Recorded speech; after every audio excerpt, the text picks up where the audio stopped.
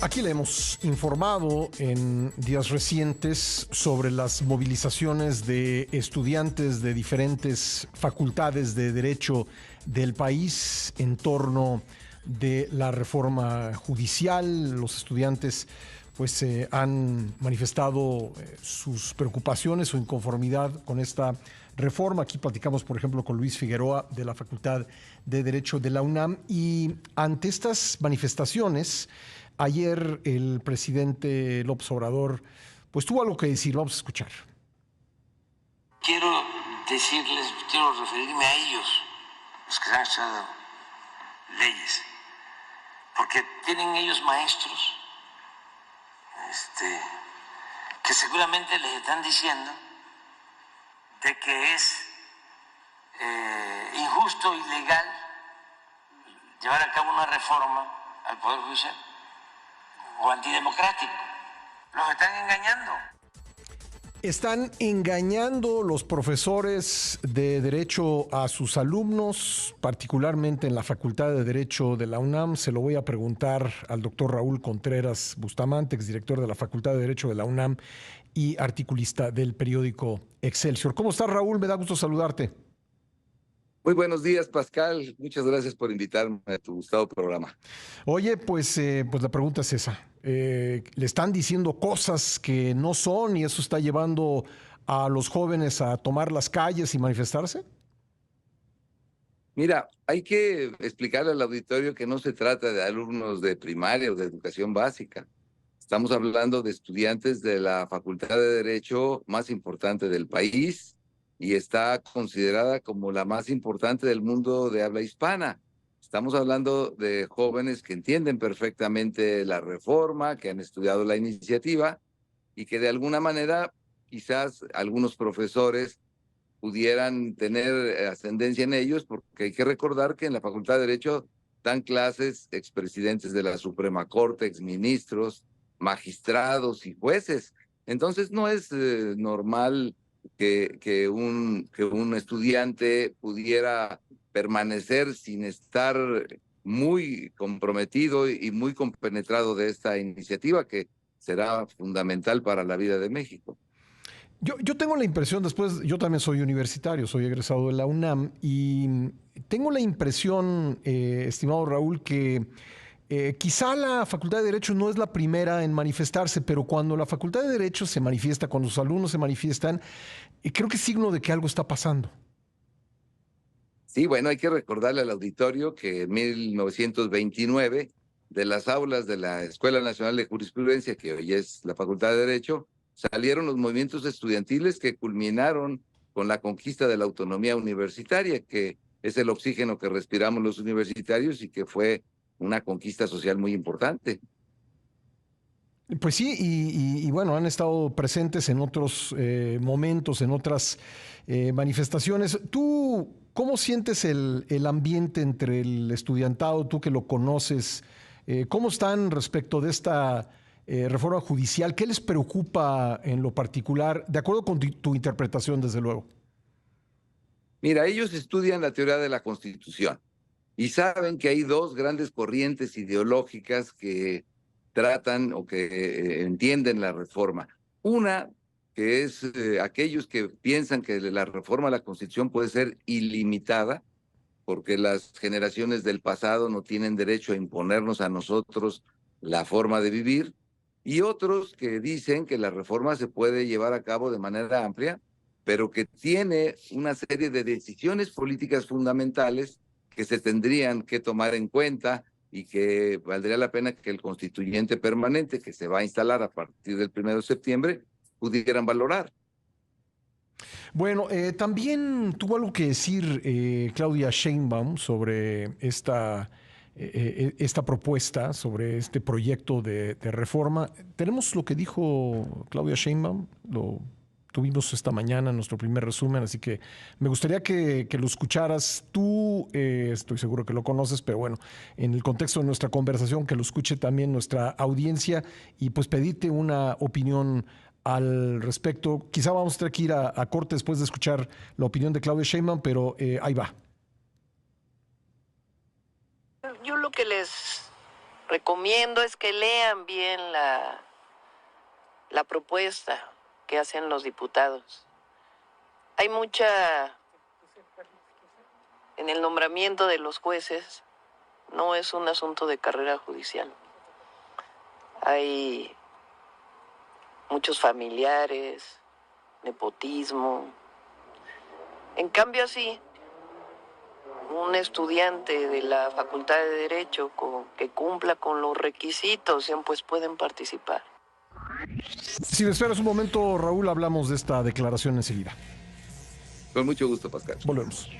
Bueno, antes del corte escuchábamos a Claudia Sheinbaum opinando sobre las movilizaciones de los estudiantes de Derecho en diferentes partes del país respecto de la reforma judicial, y decía, y estamos platicando con el doctor Raúl Contreras, ex director de la Facultad de Derecho, decía Sheinbaum, Raúl, que los estudiantes pues no la han leído bien y los llama a leer la iniciativa, a leer la propuesta. ¿Qué opinas? Mira, esta es una iniciativa que se presentó desde el 5 de febrero y ha sido materia pues de muchas reuniones, de muchos coloquios, de muchos análisis. El tema de la elección directa de los ministros, de los magistrados, de los jueces es solamente una parte importante de la reforma, pero hay que decir que aunque se reconoce que democráticamente el partido que ganó las elecciones tiene la posibilidad de reformar la Constitución casi sin ninguna limitante de parte de los partidos de oposición, porque tiene pues la mayoría calificada en la Cámara de Diputados, le falta muy poco para tenerla en el Senado, tienen el control de más de 24 entidades federativas de los congresos. La teoría de la Constitución dice que a pesar de que tengan la posibilidad jurídica de hacerlo, se tiene que considerar que la suma de los factores reales de poder reaccionen de manera positiva ante una reforma. Y esos factores reales hoy, en esta época, pudiéramos decir, pues que están los mercados internacionales del carácter financiero, bancario, que está también los compromisos que ha suscrito México de manera soberana ante la Corte Interamericana de Derechos Humanos, los tratados de libre comercio, son cuestiones que desde luego se están manifestando ante la posibilidad de la reforma. Y ahora la verdad es que a los profesores nos sorprendió que los estudiantes de manera espontánea se organizaran, convocaron a una hora que no es muy fácil para que los estudiantes estén, pero la verdad es que reunieron a muchísimos estudiantes que marcharon por el campus de la universidad y que llegaron hasta el Consejo de la Judicatura para manifestar pues sus opiniones acerca de la reforma. Así que creo que el Poder Constituyente Permanente tendrá que tomar en cuenta todos estos factores reales de poder a la hora de procesar la reforma. Han comentado que se van a movilizar nuevamente el próximo 1 de septiembre. ¿Cómo ves la evolución de estas protestas estudiantiles en el marco de la aprobación del proyecto? Pues entiendo que la convocatoria se ha hecho a otras universidades, a estudiantes de otras universidades, y ya está habiendo convocatoria. Veremos cómo se manifiestan las cosas. El 1 de septiembre habrá de instalarse la 66 legislatura del Congreso de la Unión y quizá empezará a discutirse el proceso de reforma, lo cual daría inicio a la instalación del Poder Constituyente Permanente o Poder Revisor. Creo que ese es el sentido de haber convocado a esa fecha, porque pues puede ser el principio de la discusión formal de la reforma. Pues te lo vuelvo a preguntar, Raúl, ¿hay algún tipo de manipulación sobre pues la opinión y los hechos de estos muchachos estudiantes? A mí en lo personal me parece que no, que ha sido una expresión espontánea, muy entusiasta, y creo que también vale la pena decir que la manifestación se llevó con todo respeto, no hubo pintas, no hubo ningún tipo de desmán, que creo que ha sido ejemplar y que vale la pena que se les escuche, ¿no? A mí me gusta siempre recordar lo que decía Voltaire: puedo estar en contra de lo que dices, pero moriría por defender el derecho que tienes de decirlo. Creo que hay que escuchar la expresión de los estudiantes y poderla tomar en cuenta a la hora de discutir la reforma. Entre sus preocupaciones está el que probablemente sus planes de desarrollo profesional pudieran verse truncados por lo que está generando esta reforma. Sí, mira, son estudiantes de una facultad que tiene excelencia académica, que es muy exigente en la forma de impartir y de valorar y de calificar. Y tenemos estudiantes becados por la Suprema Corte, tenemos muchos estudiantes que ya trabajan en el Poder Judicial, porque sabes que el 80% de los estudiantes de la facultad vienen de familias de escasos recursos, entonces casi desde el principio de sus estudios empiezan a trabajar y desde luego que ellos saben lo que es la carrera judicial, muchos de ellos les interesa y muchos de ellos saben que para poder llegar a ser ministro de la Corte o magistrado o juez de distrito hay que seguirse preparando, que no basta nada más con lo que les enseñamos en las aulas, sino tienen que tener práctica en la impartición de justicia. Y por último, ¿ves algún riesgo en que los jóvenes se manifiesten?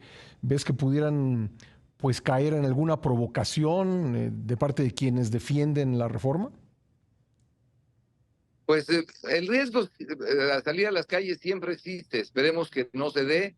Insisto, los muchachos lo hicieron de una manera muy respetuosa, muy comedida, y que creo que están haciendo uso de su libertad de expresión y esperemos pues que este tipo de manifestaciones sirvan a los legisladores que van a procesar la reforma para valorar, para puntualizar, quizá para tomar en cuenta los temas que se están exponiendo y que de alguna manera la reforma cumpla con el requisito de que ya se tiene legalmente la posibilidad de procesarla, con el requisito de que sea una reforma que tenga legitimidad social.